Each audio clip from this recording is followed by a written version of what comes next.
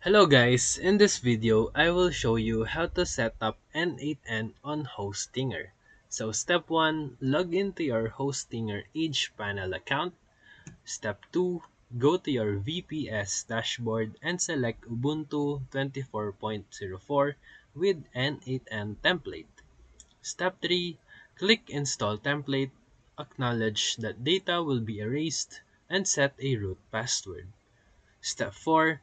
Wait for the VPS to install the template. This usually takes a few minutes.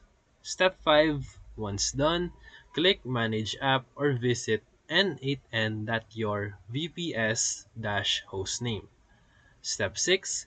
Create your N8N admin account with email and secure password. Step 7. In N8N's dashboard, click New Workflow to start building automations. Step 8. Use built-in nodes or install community nodes such as Hostinger API under Settings, then Community Nodes. Step 9. Run and test your first workflow to ensure the setup works. Step 10.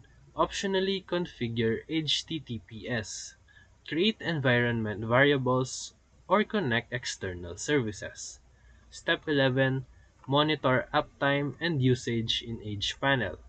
Upgrade VPS specs as your automation needs grow.